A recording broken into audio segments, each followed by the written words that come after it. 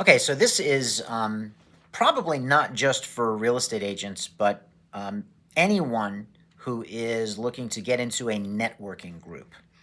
I've been in a number of networking groups, two-time president of my BNI chapter, certainly very uh, hip to that whole ethos, that whole business model.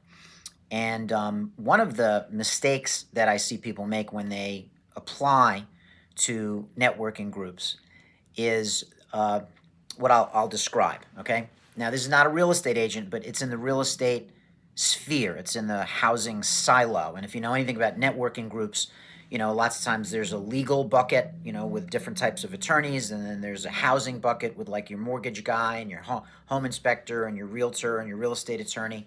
And yes, real estate attorneys can be in a couple buckets, right?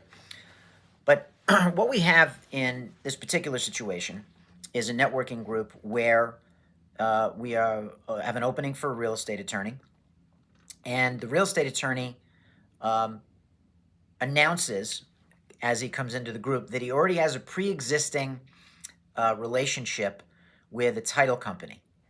And when our title rep mentioned him that it's really not a match, he said, "Well, I'll tell you what. Every referral I get from the group, pretty much me, Phil, is yours." That's really not the right foot to get off on. First of all, he doesn't know me, right? There's no guarantee that I'm going to be able to, in his first few months, get him much business. I don't work with a lot of buyers, and that's who people use for title. Sellers don't use title companies, buyers use title companies. And while I will agree that no one can go into any networking group and not have a pre-existing relationship, you can't have a significant pre-existing relationship in your silo, right? So if you are in the real estate space and you go to join a networking group, you really have to be an open book with everyone else in that silo.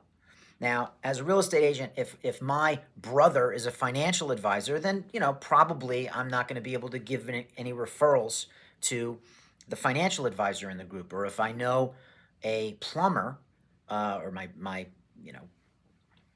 brother-in-law is a plumber, probably that's an example of a pre-existing relationship. However, if I had pre-existing relationships in the housing silo, meaning I had no openness to giving referrals to the mortgage person or the home inspector or the title person, then I'm really not a match for that group. One of the mottos or slogans you hear at BNI is that givers gain, and you got to give to receive.